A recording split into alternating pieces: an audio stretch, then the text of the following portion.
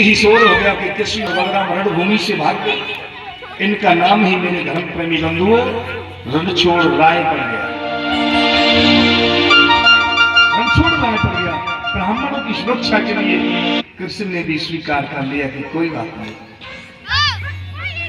भगवान पर्वत पर चढ़ गए।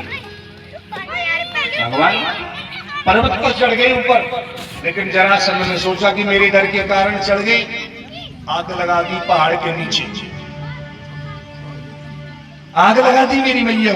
जरासंध ने आग लगा दी चारों ओर, प्रभु ने छलांग लगा दी, समुद्र के किनारे चले गए।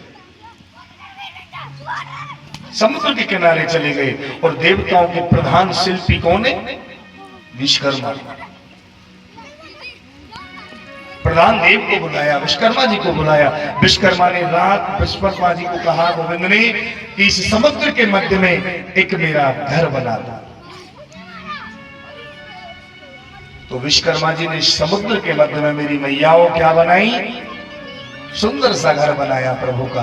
और प्रभु और गोविंद गोपाल बालों को लेके समस्त ब्राह्मणों सहित वो चले गए कहां? द्वारका। उस महल में उसका नाम रख दिया द्वारकापुरी। अब द्वारका के राजा बन गए। कृष्ण को कहने लगे, बोले द्वारकाधीश भगवान, द्वारकाधीश भगवान की, अरे द्वारकाधीश भगवान की जय हो। बड़े हो गए भगवान, द्वारकापुरी में रहने लगे, द्वारका के राजा हो गए मेरी भैया। अब द्वारका के राजा बन गए। लेकिन एक समय मेरी मैयाओं की राजशीद भीष्मको नामा विदर्भाविं पद्र महान तस्य पंचा भवानी पुत्र कन्यका च वरानना। एक भीष्मक राजा है कुंदनपुर के।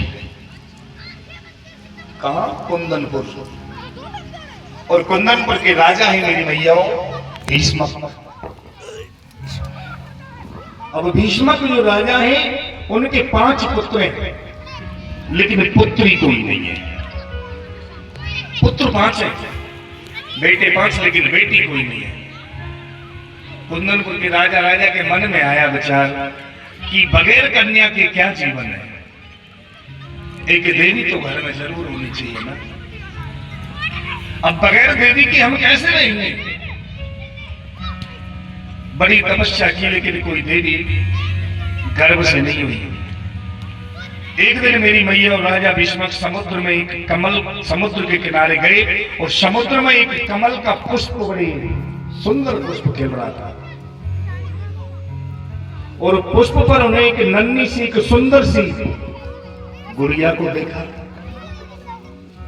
राजा भीष्मक वहां पहुंचे और जब उसे देखा तो उसको अपनी गोद में लेकर के अपने घर ले आए।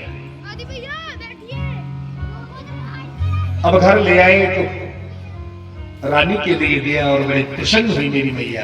बड़ा मन प्रसन्न हुआ, गदगद हो गई उनका मन, बड़ा मन गदगद हुआ मैया।